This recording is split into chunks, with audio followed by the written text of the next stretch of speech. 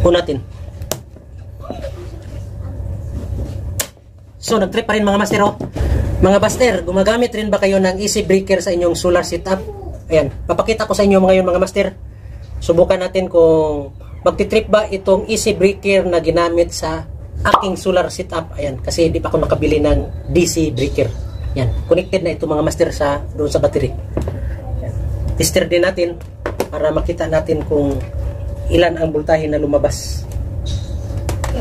Ayan. Subukan natin kung sakali bang magkaroon ng problema ang wirings natin sa ating solar setup, kung magti-trip ba itong breaker na ito.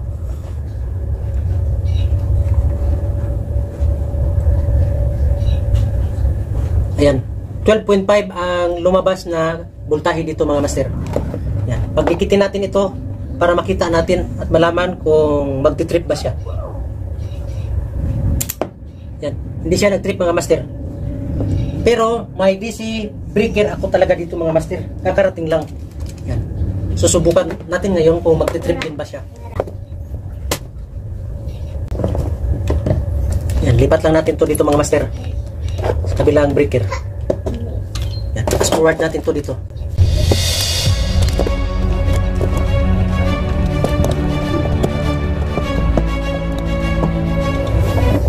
Ayan mga master.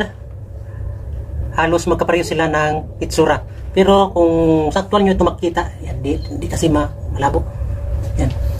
Kung sa aktual nyo ito makikita mga master, sa specs, makikita nyo talaga na pang DC breaker ito. So, ginagamit ito sa 12 volts setup o yung sa solar natin.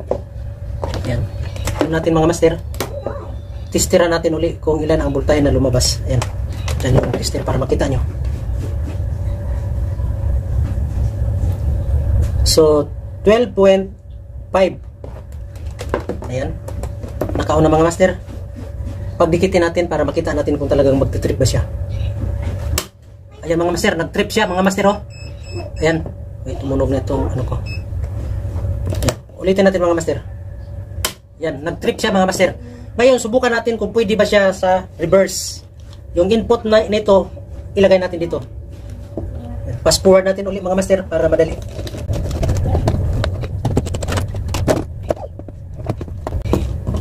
Reverse position na ito mga master. Ang source ng ating wire ay dito natin nilagay sa output ng breaker. Yan, po natin. So, nag-trip pa rin mga master, oh. So, reversible ang ganitong DC breaker. Kaya, kung gumagamit pa rin kayo ng easy breaker para sa inyong solar setup, palitan nyo na mga master para safety ang inyong wirings at ang inyong mga gamit na kung ano man ang nakasaksak sa inyong solar setup. Yun lang mga master.